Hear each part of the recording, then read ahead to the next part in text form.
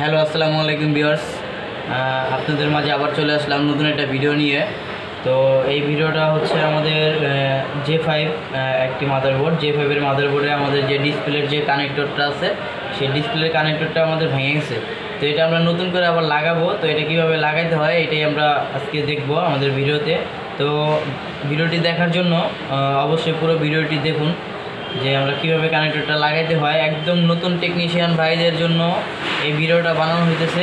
যারা একবারে নতুন, অল্প কিছুদিন হয়েছে এই লাইনে আসছেন জিএসএম ভাইরা, তো তাদের জন্য আমাদের এই ভিডিওটা দেখার পরও হয়তো কিছুটা কাজে আসতে পারে আপনাদের।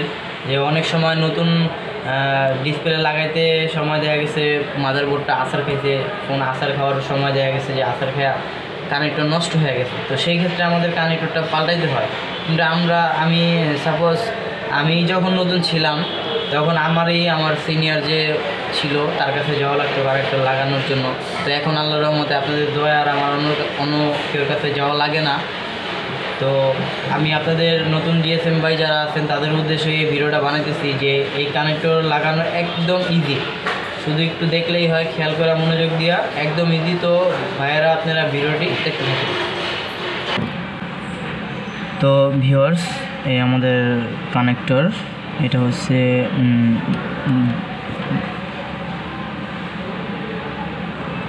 যে আমাদের যে মাদারবোর্ডটা আছে এখানে লাগে। তো এটার সাহায্যে আমাদের ডিসপ্লেতে আপনার লাইটিং হয়, এলসিডি আপনার যে কাজ করে এই বেসের সাহায্যে। তো এই বেসটা যদি আমাদের না থাকে তাহলে আমাদের ডিসপ্লে কখনো কাজ করবে না। তো আমরা এই বেসটাই আজকে লাগাবো।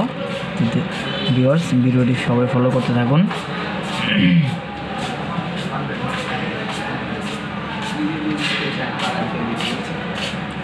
আপনারা কি না বুঝতে পারছি কাস্টমার কেয়ার।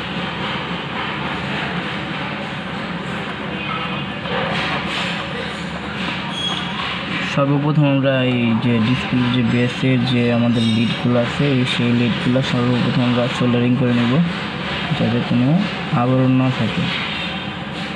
আবরণ থাকলে বেসটা সুন্দরভাবে লাগবে না, শর্ট হয়ে যাওয়ার সম্ভাবনা থাকবে। তো আমাদের এটা খেয়াল রাখতে হবে যে শর্ট যাতে না হয়।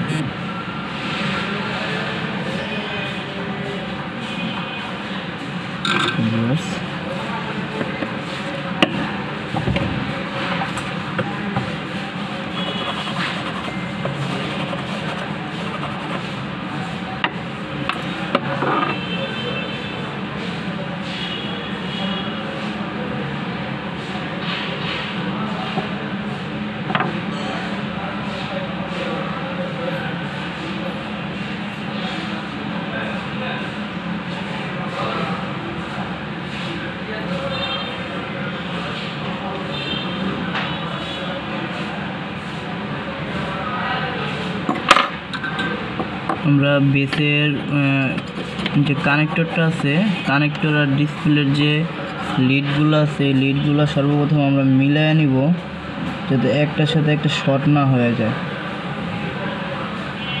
এটা ভিউয়ার্স, আমি সর্বপ্রথম আপনাদেরকে বলে নেই যে এটা আমি প্রথমে বলছি যে এটা একদম নতুন জিএসএম ভাই যারা আছেন তাদের জন্য।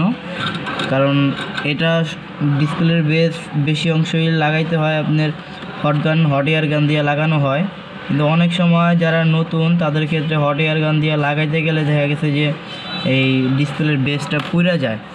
তো যার কারণে আমি প্রথমে বলছি যে নতুন জিএসএম ভাই যারা আছেন তাদের জন্য ভিডিওটা, যে তাতালের সাহায্যে কীভাবে ডিসপ্লের কানেক্টর কীভাবে লাগাইতে হয় মাদারবোর্ডে, এই নিয়ে আমার ভিডিওটা।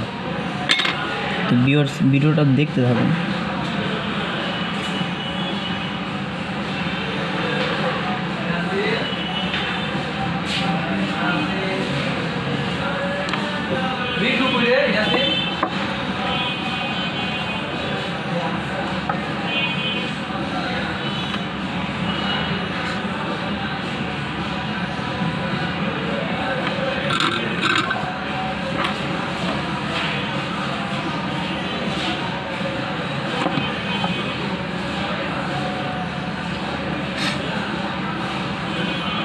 পেস্ট লাগায় নেবেন যাতে শর্ট না হয়ে যায়।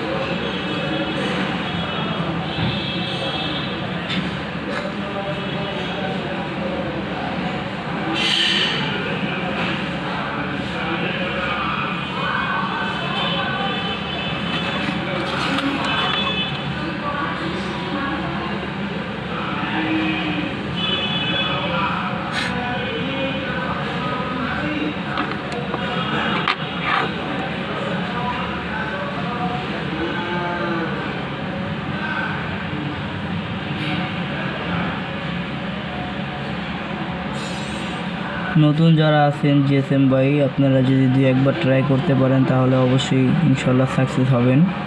কারণ এগুলা জটিল কাজ, নতুনদের কাছে জটিল কাজ। আমি যখন নতুন ছিলাম তখন আমার কাছে জটিল ছিল, কিন্তু 2-1বার করার পরে যখন দেখলাম কাজগুলা আসলে জটিল হলে কাজগুলা করতে খুব মজা লাগে, খুব ইজিলি হয়ে যায়। তা আপনারা যদি 2-1বার ট্রাই করেন তাহলে আশা করি ইনশাল্লাহ আপনারাও সাকসেস হতে পারবেন।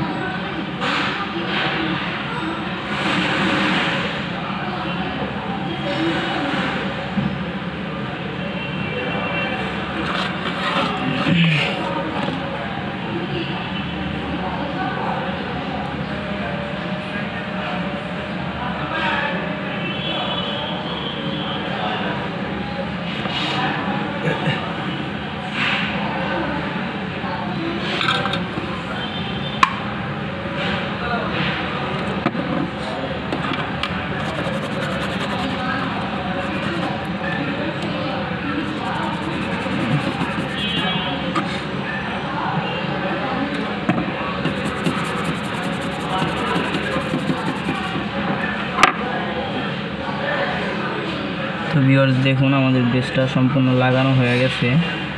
যে এবার আমাদের খুব ভালো করে দেখতে হবে যে কোনো একটা লিডের সাথে শর্ট হয়েছে কি না। যদি শর্ট হয়ে থাকে তাহলে এই ক্ষেত্রে ডিসপ্লে আসবে না, মোবাইল শর্ট দেখাবে।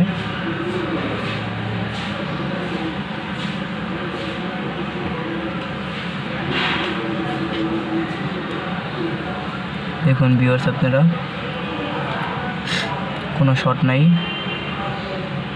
দোনো পাশে খুব সুন্দরভাবে দেখতে হবে যে যদি শর্ট থাকে তাহলে কিন্তু এটা আমাদের আবার এই শর্টটা কীভাবে ক্লিয়ার করা যায় সেটার দিকে খেয়াল রাখতে হবে।